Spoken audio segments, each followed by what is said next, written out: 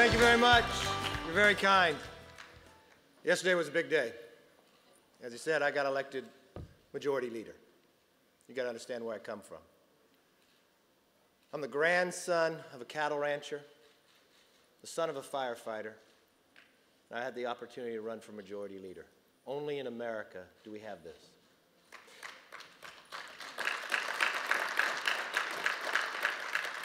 But I want to start the way I started my acceptance speech inside our conference. I want to thank my Lord and Savior for His grace, for His strength, and for never leaving me. And whatever we face in the future, in this job and in this country, I know He'll even be stronger. I'm not ashamed to say it, and I'm proud to be a Christian.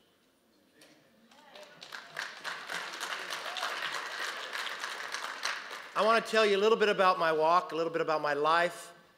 I'm not an attorney. I don't have a poli-sci degree. I didn't set out to run for office. I grew up in a town of Bakersfield.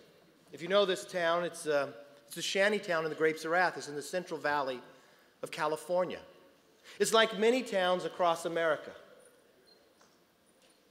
Neighbors, they work hard. They play by the rules, and they raise their children. They expect others to do the same. The lessons I learned there, I didn't learn by talking. I learned there by listening. It's a town that doesn't rate success by your wealth, but more by your community, your faith, and your family. Well, I'm the youngest in my family. I got out of high school. I didn't apply myself well enough for a scholarship. My folks didn't have great wealth. My father was a firefighter. He moved furniture on his days off. I went to my local junior college. I took a summer job. I saved my money. I started buying cars and selling them to pay my way through college. I found out later it was illegal, but I didn't know that. And one Friday night, I was going to visit some friends at a college down at San Diego State, and I stopped off at the grocery store. This was the 80s. The lottery just started, and I bought a ticket, and I won the lottery. So I took this money. I took my folks to the nicest restaurant in town. You ever walk into a place you've never been like that and you felt uncomfortable? But I had the money, so we ate everything on the menu. My brother still ordered dessert just to make the price higher. I gave my brother and sister each $100, and I took almost the rest of the money and invested in one stock. Because I believed in taking risk. I believed if I was successful, I didn't want government to take all my profits, but if I failed, I didn't want government to bail me out either. And that semester, I told my folks I wasn't going to go back to college. So I took my money out of the market, I refinanced my current car, and I went out to try to buy a franchise, and no one would sell me one. So you know what I did? I created my own, a deli. My father and I even built the counter in our garage. And we did pretty well. We had all the struggles of small businesses. First to work, last to leave, and last to be paid. And the regulations that came on it. But you know what? We were successful. I now had enough money that I could pay my way through college without working. And no one had finished college yet in my family, so I said, you know what? I sold my business. And when I was going to college, there was an article in the paper that said, be a summer intern in Washington, D.C. with my local congressman. And I thought, I don't know this man, but how lucky he'd be to have me, right? So I applied, and he turned me down. You know what the end of the story is? I now hold the seat I couldn't get an internship for.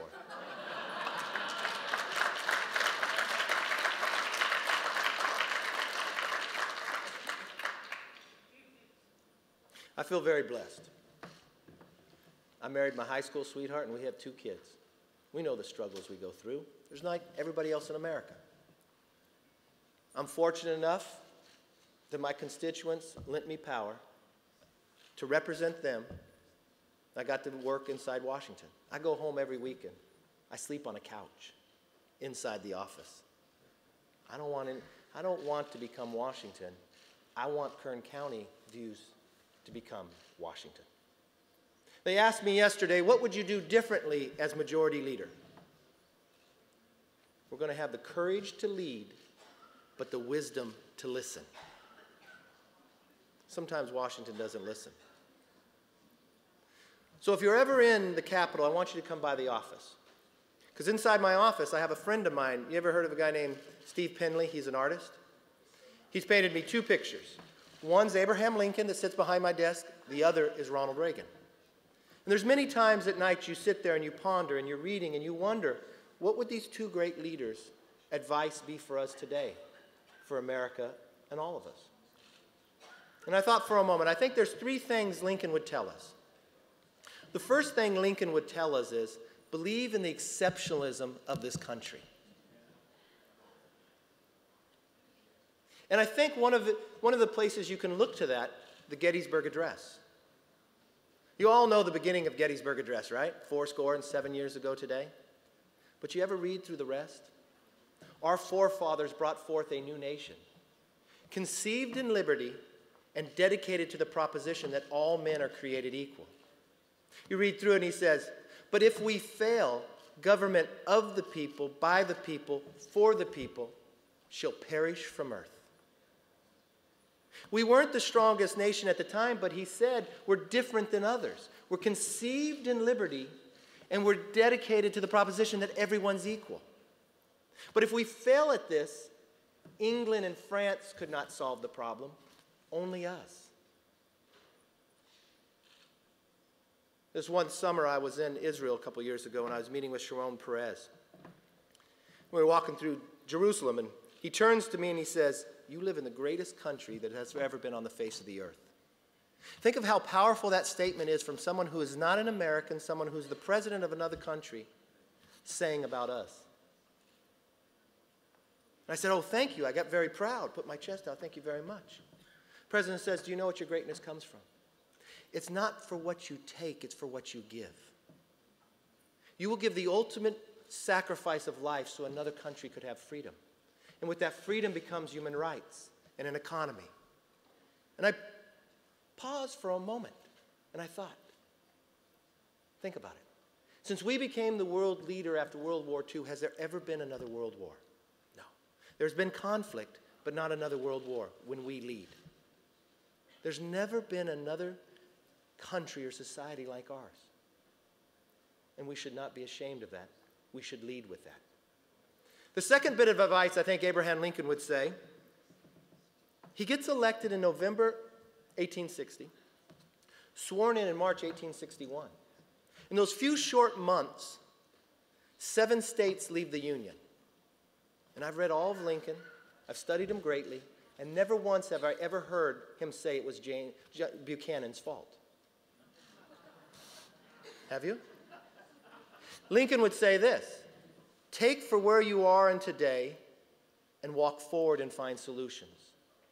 The future looks much brighter than what history is behind you. I think Lincoln's third piece of advice would be, do not leave the tough decisions for a future generation. And in the House, we have a big debt problem. We have a growth in government. When government grows, it breaks the family. Government should not replace our family. Our family should become stronger. If you think about it, the whole debate of slavery was taken during the creation of our country. But it was controversial, so they said postpone it. And hundreds and thousands of young grandchildren had to die to decide it. It might not be the same equal today, but this debt that we have around us, the growth of government we have, we should not ignore it if it's a tough decision. We should lead and make the difference. Then if I look across and I see Ronald Reagan, I say this quickly because I know of my time. And Ronald Reagan's smiling, and I want to remind you all, he's from California and he was a conservative as well. But Ronald Reagan smiles, and you think in today's era, what would Ronald Reagan's advice be for us or for our current president? Well, when Ronald Reagan ran, and think about the time in which he ran, it was the last time an American U.S. ambassador was killed. It was Jimmy Carter. This current president is actually making Jimmy Carter look good, right? Haven't you seen Jimmy on TV a couple times lately? Just now coming back. Ronald Reagan's running. Americans are held hostage. The Soviet Union had entered Afghanistan. Our president's response was not to go to the Olympics. The Soviet Union says, great, we'll win more gold medals, don't come. And he says, we will defeat the Soviet Union. There were 2 Germanys at that time.